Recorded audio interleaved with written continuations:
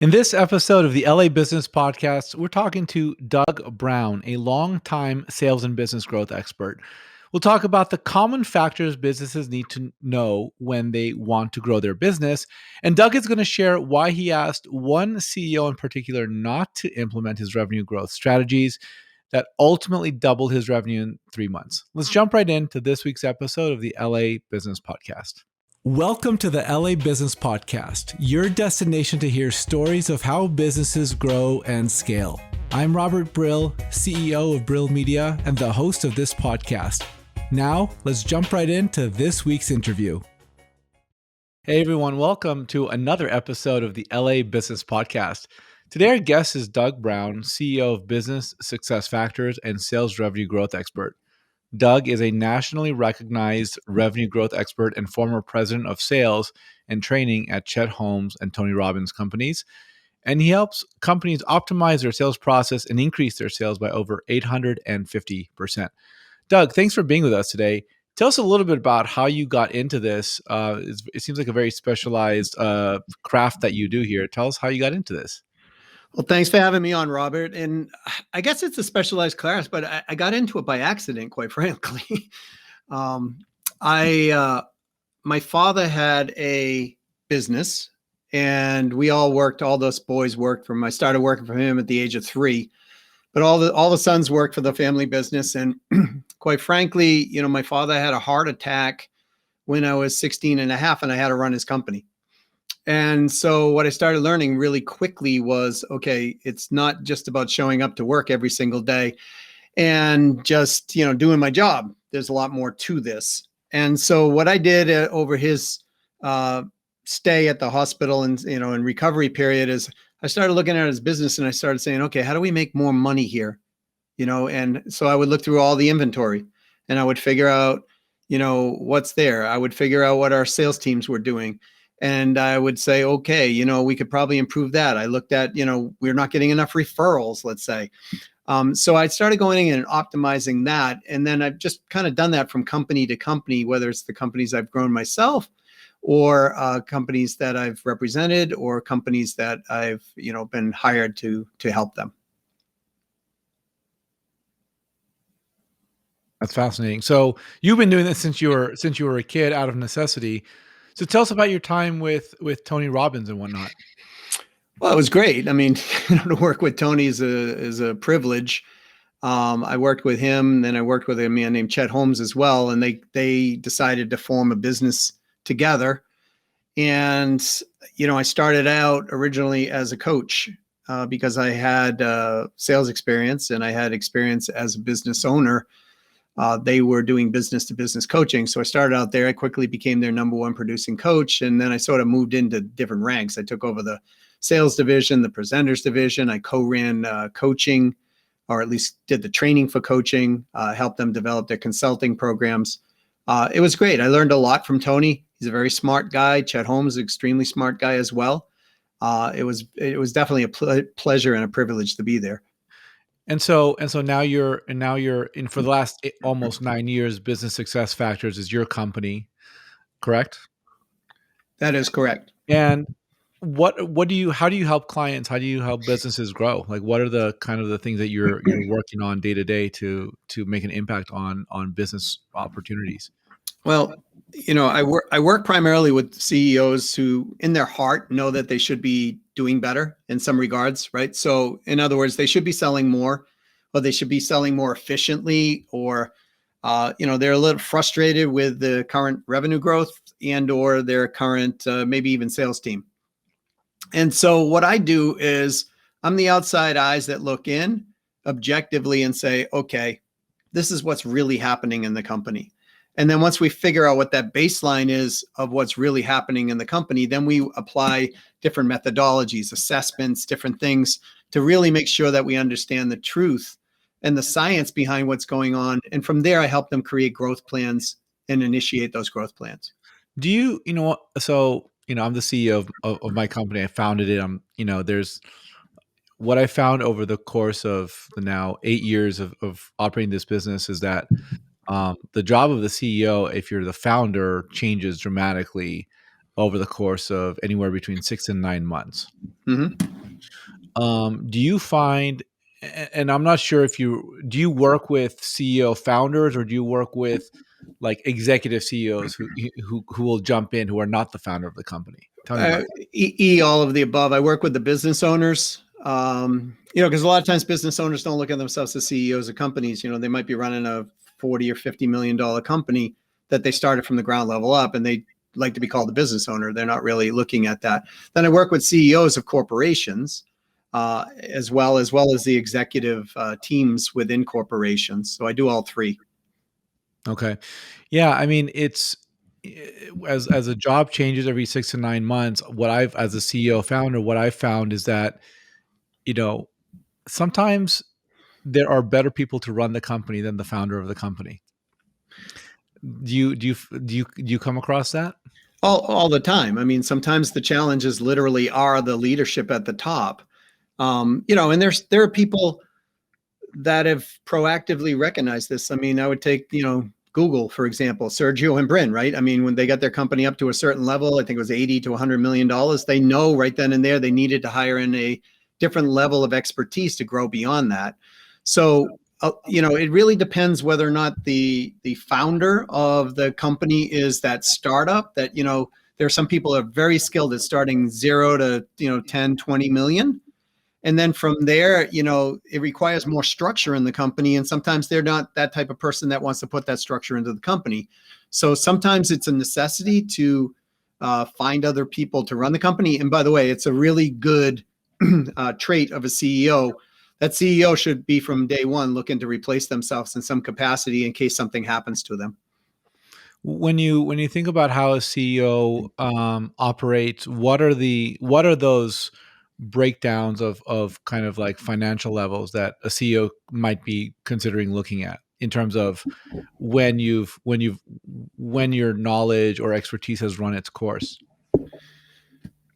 I think there's a lot of different factors, but I mean, certainly a CEO's job is about profitability. Hmm. So if the CEO gets to a place where they can't increase profitability or can't increase revenues and profitability, then it's time to talk to somebody else. Sometimes CEOs just lose interest too, or the company grows beyond where they even expected it to grow in the first place. I've got a couple of very good friends. I mean, they started out from 0, went to 500 million. They weren't expecting to be at 500 million. I've got another guy that's a friend of mine that, went from 0 to 20 million. He already told me, hey, listen, I think I can get this to 60. And once I'm at 60, I think somebody else is going to have to come in. Right. So it really depends on where the business is and what the business is doing. But I think the number one thing that leaders ought to look and say, okay, am I still leading or am I now managing? And if you're managing and not growing, it's time to figure something else out. How do you look at leadership? What's the distinguishing factor or set of factors there between leadership and managing? Well, leaders lead, managers manage, right? So Okay. it's kind of like How the, do you know? How do I know as a CEO if I'm leading or I'm managing?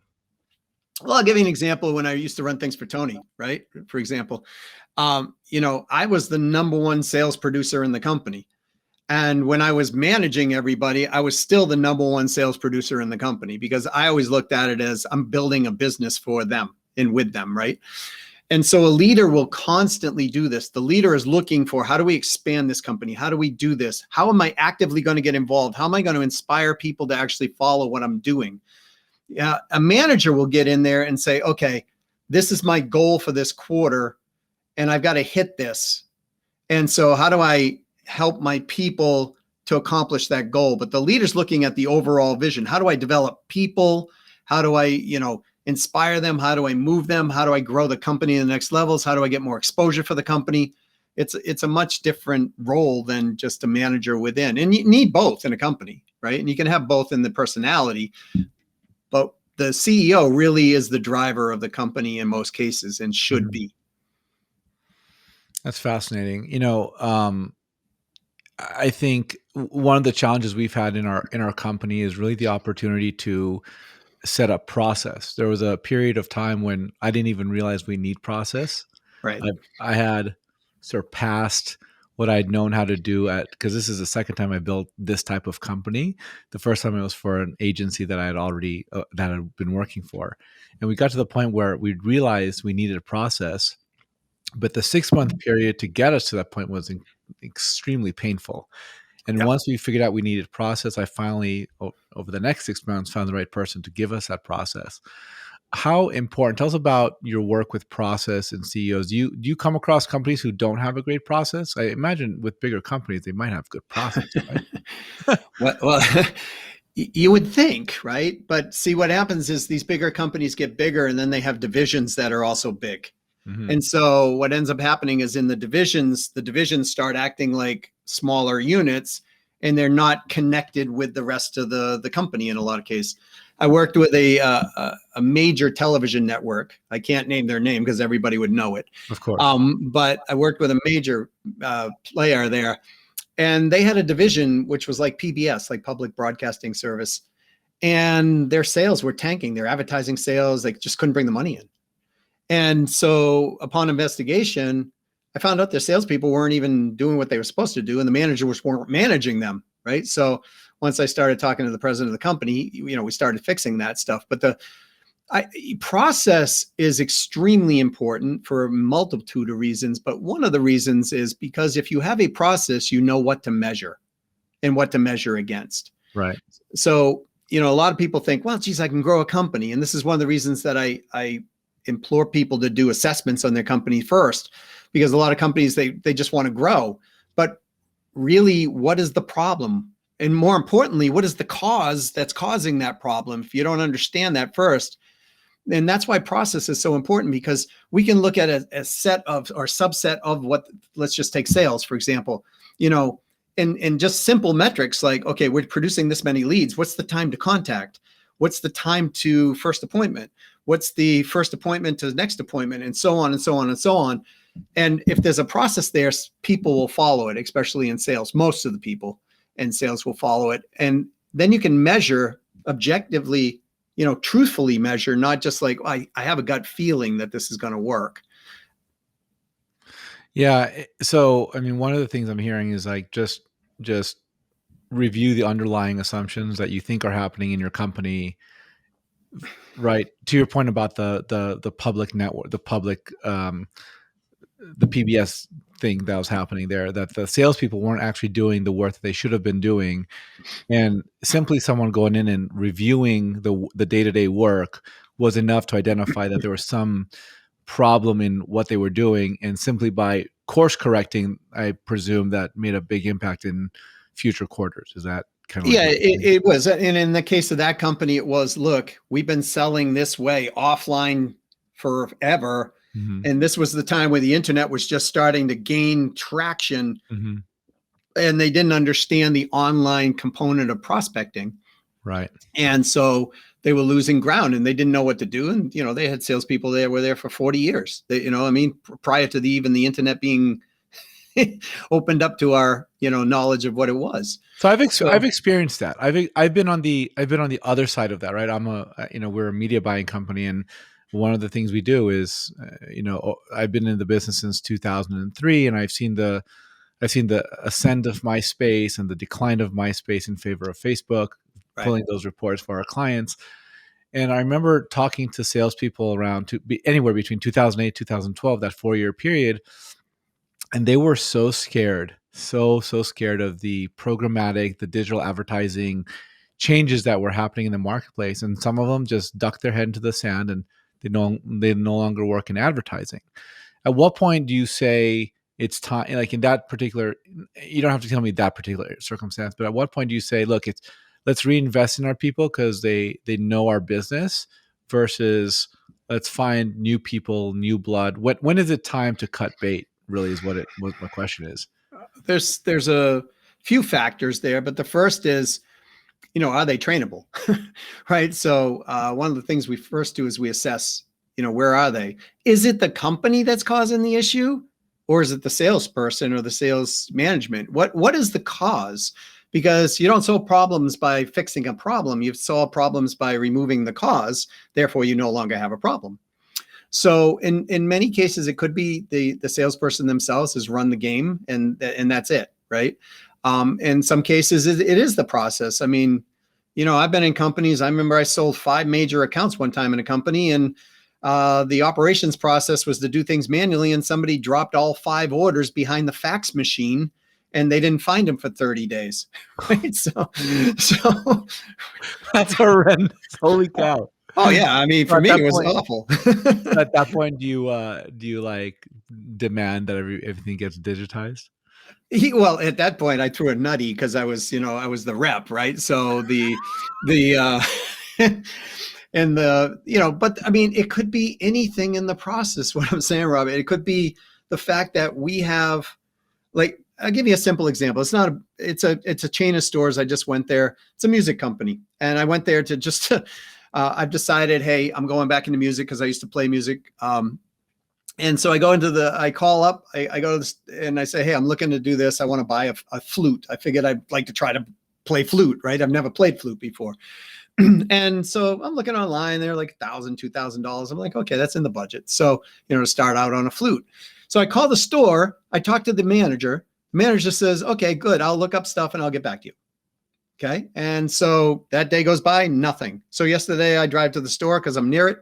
I go in, I'm like, I never heard back. And so the person I'm talking with is saying, hey, you know what? This person's not in today. So call this person tomorrow. Right. Right. And I'm sitting in my head going, I'm telling you, I want to buy a flute right here. I'm in your store. Right. Right? I've got $1,000 and $2,000 burning a hole in my wallet. And all you have to do is pull this thing out of there and say, this is the one you want. And I would have bought that flute. So I call back today and I talk to the manager and I say, hey, look, why didn't you call me back? Oh, I'm sorry. I got busy that day, et cetera, et cetera, et cetera. Okay. So we have lack of follow-up. Totally. We have lack of training. We have lack of consistency, and we have lack of communication within that one company. How many flute sales or guitar sales or whatever are they dropping per week? Right. A similar story. I went to the doctor. I'm not going to name the name of the company, but I went to the doctor, and I knew the doctor wouldn't be able to like get back to me. She said I'll get back to you. Get a chest X-ray just to rule out all the like horrible stuff that could be happening. I just have a cough, bronchitis, or whatever. And it doesn't. I'm not particularly surprised that the doctor didn't get back to me because I had to go to an imaging center, and they probably didn't get the information back to the doctor, and she left, etc. So I called the next day. I talked to a customer service woman, nice lady, and she was like, "Just call us back, ask for my name, and they'll transfer to me, and I'll continue the follow up." And I told her, I was like, "I can virtually guarantee you, the next person I talk to won't know who you are, and will not know how to transfer you." And lo and behold, I called back like 20, 30 minutes later to check on something to see if the fax had been sent or whatever. And the woman was like, I have no idea you can't transfer. So I was like, please tell this woman, write it in my notes that, they couldn't transfer as I thought it would be. You've got to, it's unfortunate because I really want to, as a consumer, I really want to be trustful of what people tell me. And I believe that people have the best intentions in mind. And I believe they're good people, but there's been just so many moments where the worst part of it comes out where they can't actually do what they say they're going to do, and that's how companies end up hurting themselves. And these Right. are big companies. Our company is like 16 to 18 people, depending on which day of the week you're talking about and when we hire people. But like, we can control and have good process, and I think good customer service over 16 to 18 people. You get to 100 people, holy cow, that must be incredibly difficult. It requires a whole new set of process. I mean, what are some of the growing pains that you hear that you help companies with? How does a company scale from 16 to 18 people to 100 people? What are the stages that those go through? That's a really good question. So the answer that I would give you would be this. It depends. It depends on the growth plan. So if we're going to go from 16 to 100 people, and let's say we want to go from, I don't know, 10 million to $50 million, there has to be a plan in place to do that, right? There's 2 ways to grow a company that I know of. It's to scale very quickly with chaos, And it's also to be a bit patient and put process in when you go through the process. It really depends on what the CEO wants to do. There's not a wrong or right way of doing this. I can tell you, I was part of growing a company. We were doing $63 million, and we went from $63 million to $362 million in 2 years. Mm. I had a full head of hair back then. Was that a particularly stressful ascension? Extremely. So, it was chaotic and it was problematic. And, but when you have that type of growth, that's part of the expectation that might come along with that. Now, I've also been part of growing companies. We went one from 3 million to 27 million, and it was easy as could be. It was just consistent, compared to what I experienced before. So if you want to go, what I would say is, all right, if you're a 16 or 18 person company and you want to grow, let's get you to a 30 person company first. What's the plan for that? And we still want to look beyond that, but what's the plan from 30 to 50? And then what's the plan from 50 to 75? And then from 75 to 100? Because what you're going to find along the way are things that you didn't expect were going to come up, are going to come up. So you're going to end up dealing with some of the challenges that come up anyways, but it's a lot easier to do that when you have control and understanding of what the growth path process should be. Right, to solve the issue when you're at 30 people, not at 75 people. Right. And that's, one of the biggest challenges companies have when they're scaling is they scale too fast, and I've seen companies implode themselves by scaling too fast. I had a client that they went from 48 million, when I got there. And I helped them, and they went from 48 to $110 million in 2 years. And so there was about a 1-year project with me. I got them up and doing their thing. They went from, 48 million. They were up to, 70, 80 million, whatever it was. I'd have to look at the exact number. And then they went from 110. Well, guess what? They had an 82% turnover rate of employees when I got there. So I fixed that problem. But then the CEO decided, hey, now this guy's not here anymore. I'm going to go back to my own way, old ways, right? It upended the company. And, cost of turnover, cost of customer service, as you were saying, with your call in particular with the medical thing, I can't imagine, the average is 12 people that a disgruntled person tells. Right. But, there are some people that just go crazy online and do all kinds of things, due to the fact of, not being treated well. So in this case, they started treating people poorly, weren't responding to people. The money issues were happening. And quite frankly, the federal government stepped in and said, hey, listen, you can't do this. Do you ever tell a client, like, is there ever a situation where a client says, hey, I want to grow the business, and your response is actually, it's better it's not to grow the business? Yes. Temporarily. That's really interesting. Oh, temporarily. Okay. Tell us about that. Yeah. I had a client, he was doing $4.7 million a year. And I knew there was an idea there that we could grow the company. And I said to him, I have this idea, but I'm reluctant to tell you, because if I tell you, you're the type of guy who will put this in play like tomorrow morning. And your operations department's not set up well to handle this, nor is your customer service department set up. But I think the idea will work. And I said, so why don't we structure things in place and then test the idea? And he said, sure, but tell me the idea today. And I said, well, I don't really want to, right? Because I have a feeling you're going to put it into play. He goes, no, I promise I won't do that. So I told him the idea. 3 weeks later, he was an $8.7 million company. No, I'm sorry, $8.2 million company. Are you serious? Right? In 3 weeks? In 3 weeks, he added, he went from 4.7 million to 8.2 million. He wasn't returning my phone calls. He was just like all over the place. He was missing meetings. And so I'm like, what happened? So I called up, and they were a family business. They were a, company that you could actually talk to people. And so I talked to his daughters, and I'm like, what's going on? And they go, he's out of his mind. I don't know what happened. All of a sudden, this was a company that actually manufactured metal buildings. right? Okay. It's like smaller metal buildings with, I don't know. Sales have been flooding in, and dot dot dot dot dot. And the operations department's ready to quit. My customer service hates being here right now. This is so stressful. I don't even know if I want to stay here anymore, right? So turns out, guess what he did? Went to Vegas. He implemented the idea that I told him to hold off for. Okay. And he got himself in such a stress point that the company actually got stuck there, and they've never grown beyond that. So, Really? yeah. And so, it's not a bad thing to grow and scale. We all want to do that, but let's get stable first. So, you start stability, scale, right? And then you can do it with sanity, or at least I would say a relatively good plan and action, and not just upend the apple cart, as it said, just to grab an apple. When you when you're helping a company grow and scale, what are like the top 3 things that you're like over time? What are the trends that you looking at the trend of it, right? Like, what are the types of things you're telling companies to do? Is it operations? Is it marketing? Is it staffing? Like, what are the commonalities there? It's one of the things consistently is aligning the marketing and sales departments. That seems to be a challenge. Marketers think salespeople, are salespeople. They're lazy and they get overpaid.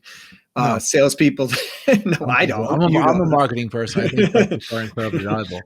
I'm not saying all of them. I'm saying in general, right? And so, and salespeople think marketing it's kind of like, hey, they put some stuff out, but we really don't need them, right? Right.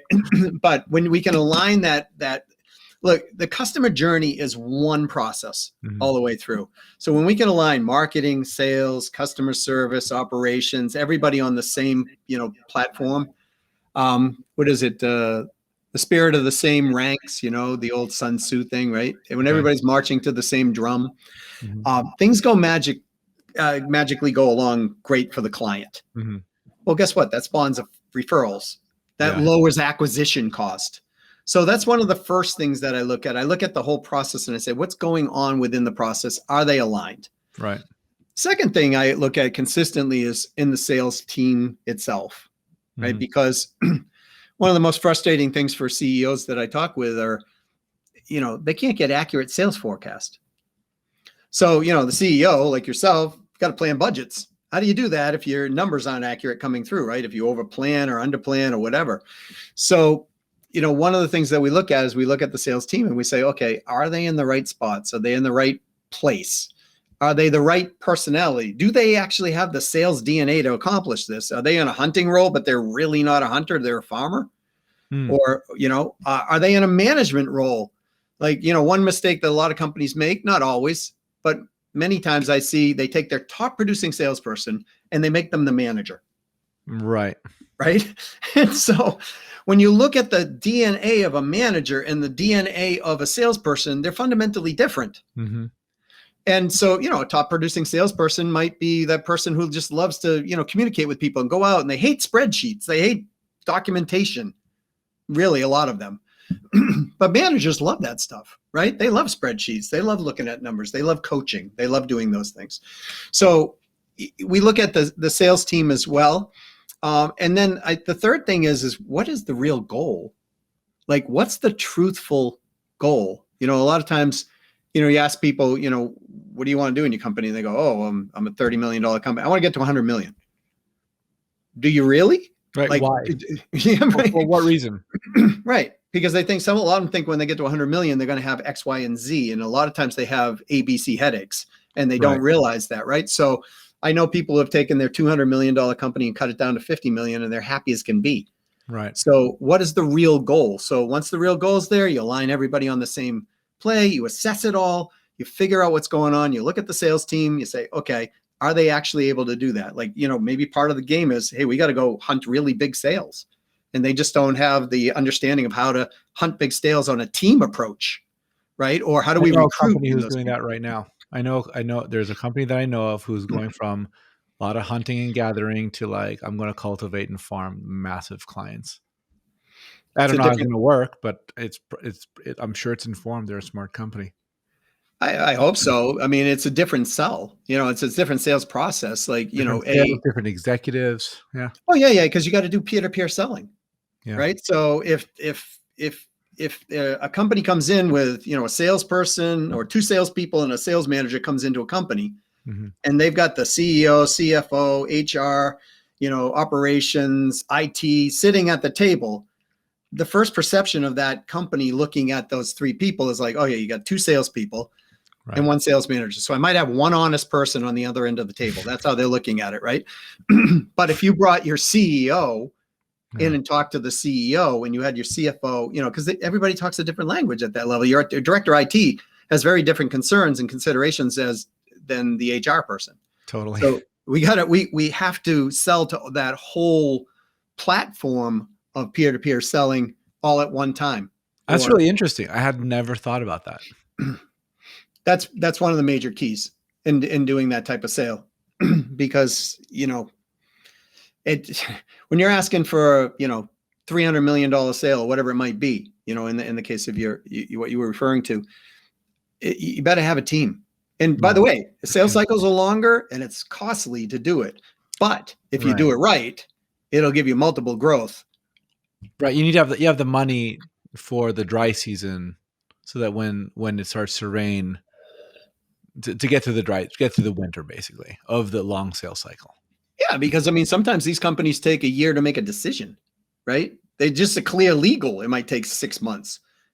So Right. it's one of these things, depending on who you're selling to, what level of peer-to-peer selling you can do. Now, if you're selling to medium-sized companies, and that, I mean, you're, let's say, a $2 million company and you want to sell to $50 million companies, which would be a big sale, then you need a smaller team or you need a certain type of thing, versus if you're going to try to go sell, the top 50 companies in the world, right? It's going to be a different sell. I find it's always, when we partner with like other agencies and whatnot, I'm always involved. Like, I think it's critical for our company that I am 100% involved in the very first part of that conversation until we get the first campaign off the ground. And then, we don't hire salespeople. We don't have salespeople on our organization. We have account managers, and these are people who are running the business after a new client comes on board. And so I think I can see I understand the validity, at least from a smaller scale, how important it is to have the highest level people involved in forming a new relationship. I think it would be very difficult to have a big new client come in without having me being the CEO involved in that relationship. In most cases, it's not going to happen, right? If they're a huge client, because they want somebody. Look, everybody, there's a professional ROI to every sale, and there's a personal ROI to every sale. Yeah. And a lot of times people forget that you're not dealing with a CEO. Yeah, you name whatever title you want. You're dealing with a person, a human. Yeah. Right. And that person has wants, needs, desires, fears, baggage that came from the past, things they might be anxious of in the future. And if they can deal with somebody who understands that and they can get them the professional ROI, hey, I want more money coming into the company, I want more new leads, whatever it might be, right? Yeah. But they're also, let's say their personal is, I don't want to fail at this thing because I took investment money. So if I have investment money, I might get publicly thrown out of my own company, and therefore I'll be embarrassed in the industry. And therefore, when I go to get more money from another company down the line from my other companies, I'm not going to be able to get that because my reputation, right? And that might translate into my family life or whatever. Sure. All of this has to be taken into consideration and addressed in a sale. That's fascinating. When you onboard new clients, what types of clients are you generally looking for? Like, how do you know when you're talking to your right potential client? They're generally selling business to business. Usually I look at, somebody who has 10 or 15 salespeople. It depends on what I'm doing for them. So, 10 to 15 plus salespeople, usually they're doing somewhere around, a minimum of $15 million to $20 million. Not always. I've had companies that are doing $12 million that, generate $9 million in profit that, Good business. Not a bad deal, right?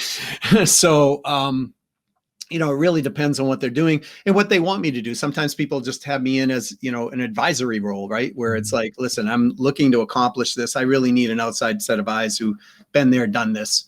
And, in that case, sometimes the companies can be, smaller, like that $4.7 million Mhm. player, right? I mean, it was a cost affordable for them. And obviously they got an ROI. He did something I asked him not to do, but he got an ROI pretty quickly. Right. But yeah, I mean, that's traditionally what happens. And, and I'm looking for a company that generally is either frustrated where they are and they want to grow. They know something's there. They either know what it is Mhm. or they don't know what it is. And, you and I were talking earlier and you had mentioned about the solar company. And I have a client who's, solar company and they're looking to scale up to, $100 million. And so they're going to be handled differently than a client who may want to grow from 25 million to 28 million, right? It's Mhm. going to be a slightly different plan. And, require different budgets. I mean, you're in marketing, you understand certainly, if a client says I want to grow, triple my revenue and they have zero marketing budget to do it, it's probably not going to happen, Right. right? Yeah. How, Doug, in the last minute or so that we have here, how can people find you? They can go to my LinkedIn profile, which is Doug Brown 1234, Okay. and or businesssuccessfactors.com. I have I have a book out called Win-Win Selling: Unlocking the Power of Profitability by Resolving Objections. It's all about communication and psychology and philosophy of communication. They can get that at winwinsellingbook.com. Okay. Or they could just reach out to me directly at 603-595-0303 or email me at doug@businesssuccessfactors.com. Awesome. Doug Brown, CEO of Business Success Factors. Thanks for being with us today. It's been a pleasure. I mean that too. So thanks for having me on. Thank you for listening to this episode of the LA Business Podcast. If you like what we're doing on this podcast, please consider subscribing on Apple or Google Play, leaving a 5-star review, and sharing with your friends. If you have any questions, comments, or recommendations for a guest you'd like to hear on this podcast, please email me, robert@brillmedia.co. Thank you. Have a fantastic day.